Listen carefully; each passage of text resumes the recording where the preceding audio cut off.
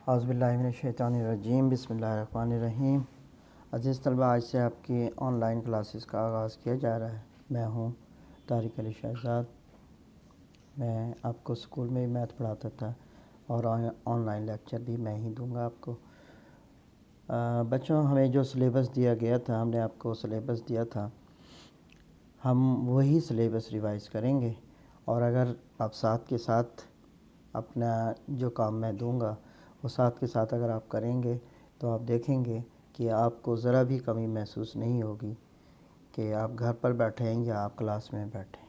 इंशाल्लाह आपको ऐसे लगेगा जैसे आप स्कूल आए हुए हैं और आपको इसी तरह लेक्चर मिलेगा, ऐसे मालूमात मिलेगी।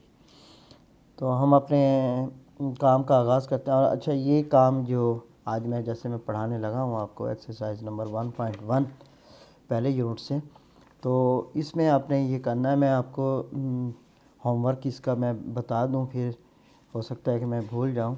एक्सरसाइज नंबर 1.1 ये आपने हल करनी है एक शीट पर, और वीकेंड पर यानी हफ्ते के दिन स्कूल में आपने सबमिट करानी है। तो हम अपने काम का आगाज़ करते हैं।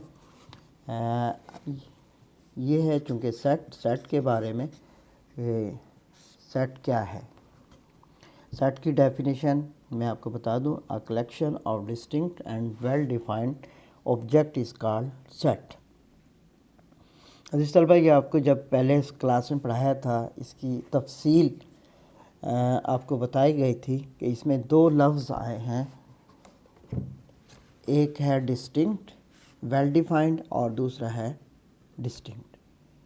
अब देखें वेल डिफाइंड क्या है। वेल डिफाइंड ये है कि एक एग्जाम्पल है कि the collection of a good stories, collection of good stories.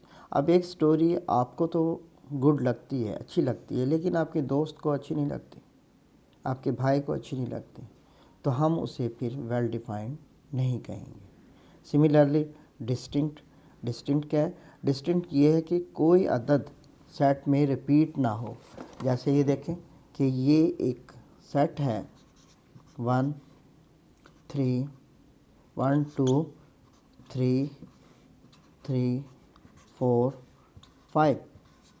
अब देखें इसमें 3 को रिपीट किया गया है, 3 को रिपीट किया गया है, यानी 3 दो दफ़ा लिखा गया है, लिहाजा ये सेट नहीं रहा। ये सेट जब होगा जब हर अदद इसमें 1 टाइम होगा। जैसे ये अब मैंने नीचे लिखा 1 2 3 4 5, दिस इज़ द सेट। आपको बात समझ आ गई। यानी कि कोई अदद किसी सेट में रिपीट नहीं हो सकता। अब है सेट नोटेशन। यह सेट नोटेशन से मुराद है कि किसी अदद को हम, किसी सेट को हम शो करते हैं अल्फ़ाबेट के ज़रिए। वो अल्फ़ाबेट यानी A to Z कोई भी है। जैसे ये सेट है, इसे हम चाहें तो A से डिनोट करें, चाहें तो हम B से, एंड अप टू Z तक हम किसी भी लेटर से इसे डिनोट कर सकते हैं। This is called the set notation. ये बच्चों आपको पहले मैं क्लास में आपको बार बार पढ़ाया जा चुका है, इसलिए मैं मुख्तसरन इसका जायज़ा पेश कर रहा हूँ, इसे रिवाइज़ कर रहा हूँ। अब देखें हम एक्सरसाइज की तरफ बढ़ते हैं। एक्सरसाइज नंबर 1.1 पर ये देखिए कि यहाँ पर कुछ स्टेटमेंट दे रखी हैं। हमने इसमें ये बताना है कि ये सेट हैं या नहीं है। अब मैंने आपको डेफिनेशन बता दी। इसमें सिर्फ इन्हीं दो डेफिनेशन को एहसास किया जा रहा है कि बच्चों को पता चल सके कि ये सेट है या नहीं। इसमें दो ही रीज़न होंगे, इसमें कोई स्टेटमेंट तो सेट है और कोई नहीं है। जैसे ये है the difficult question of a test, the difficult question of a set. ठीक है। अब एक क्वेश्चन आपके लिए तो डिफ़िकल्ट है, दूसरे साथी के लिए डिफ़िकल्ट नहीं है, तो वो सेट नहीं रहा। ठीक है। अब इसके अलावा इससे पहले अब सेट कौन सा होगा। सेट ये होगा the 5 provinces, 5 provinces of Pakistan, ये इसे हम सब मानते हैं कि अगर 5 हैं या 4 हैं तो ये सेट होगा। ठीक है जी। इसी तरह बाकी और आने वाले जो है ना आदाद हैं, जैसे ये the players of Pakistan cricket team, this is a set. ठीक है बच्चों, तो ये मैं अब हर एक का मैं नहीं बताऊंगा, क्योंकि मैं अब इसका रिवीजन टेस्ट ले रहा हूँ आपका। तो ये आप मुझे ईमानदारी के साथ ये हल करके आप शीट पर और ये मुझे सबमिट कराएंगे स्कूल में सैटरडे को। अब देखें, इसके बाद हम आगे चलते हैं क्वेश्चन नंबर 2 पर, कि इसमें हमने ये यहाँ पर एक साइन दे रखा है।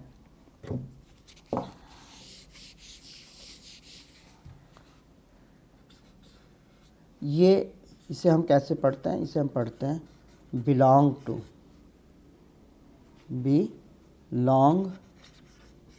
बिलोंग टू, या इसे हम पढ़ सकते हैं मेंबर ऑफ। ठीक है, इसे इस तरीके से भी हम पढ़ सकते हैं। जैसे फॉर एग्जांपल एक सेट ए है, इसके ए ई आई ओ यू। अब इसमें एक पहला जूस दे रखा है ए बिलोंग टू ए, यानी कैपिटल ए।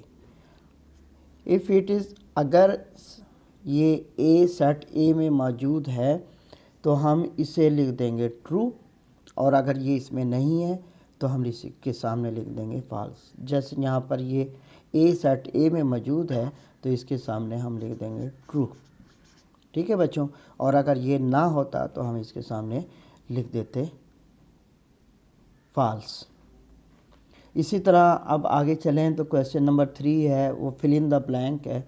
उसमें हमने ये बिलोंग टू का साइन है, इसे मैंने अभी आपको बताया बिलोंग टू, और अगर इसके ऊपर क्रॉस लगा दें तो ये क्या बन जाएगा? नॉट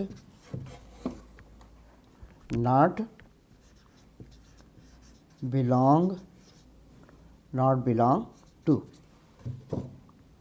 समझ आ गई? ये बिलोंग टू है और ये नॉट बिलोंग टू है। यहाँ पर क्वेश्चन नंबर 3 में अगर आप देखें तो यहाँ पर यही कुछ हमने लगाना है, इनमें बिलोंग टू और नॉन बिलोंग टू हमने लगाना है। अब आगे चलते हैं क्वेश्चन नंबर 4 पर। क्वेश्चन नंबर 4 पर को देखिए, write the following statement into symbolic form. जैसे पहला जुज है, ये है O is an element of set W। अब सेट W से मुराद है set of whole number.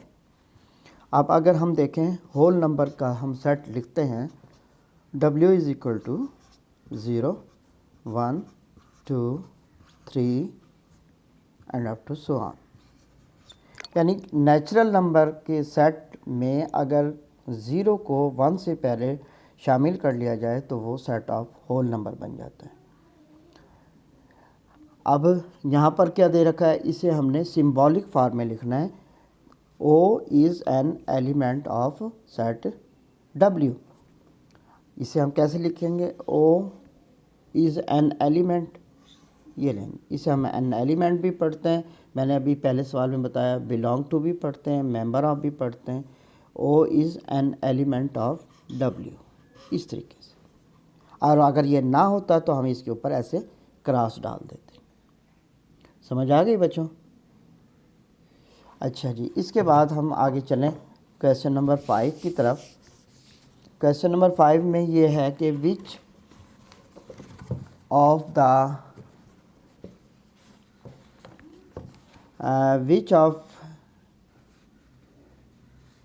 Question number 5, which of the following collection are not set and why. ठीक है, इसमें कुछ तो सेट होंगे और कुछ सेट नहीं होंगे। जैसे ये डी है, इसमें क्या है, के I L L E R. अब हम देखें ये सेट है या नहीं है। पहले हम इसे लिख देंगे नॉट सेट। अब ये सेट नहीं है तो ये क्यों नहीं है, इसकी अब हमें रीज़न भी बतानी है।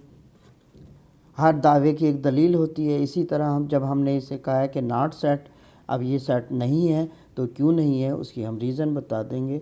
It is not distinct.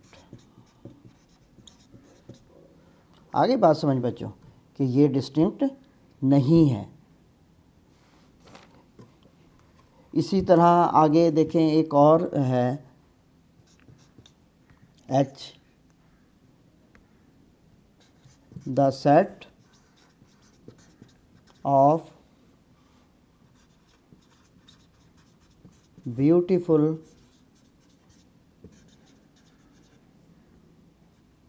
Birds. अब देखें ये भी सेट नहीं है तो इसे भी हम लिखेंगे नॉट सेट। इसकी रीज़न क्या देंगे, it is not well defined. It is not well defined. समझ आ गई बच्चों। ये है तो इसका तरीका कि हमने इन्हें इस तरीके से करना है। ये मैंने आपको बता दिया है ऑलरेडी कि कौन से डिस्टिंक्ट होते हैं और कौन से वेल डिफाइंड होते हैं या नहीं होते। अब हम लास्ट क्वेश्चन की तरफ चल रहे हैं। इसमें ये करना है कि list the element of the following set. देखिए ये पहला दे रखा है हमें, द सेट ऑफ 5 countries,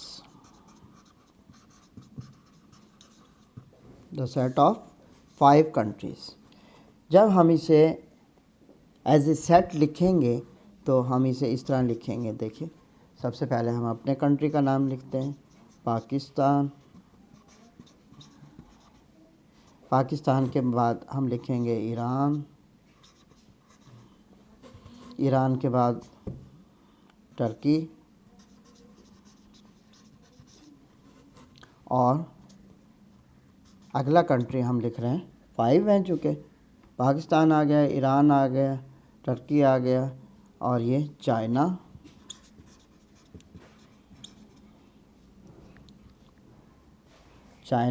और आप कहेंगे आप इंडिया लिखें, इंडिया हम नहीं लिखेंगे। और अगला हम लिखेंगे अफ़गानिस्तान।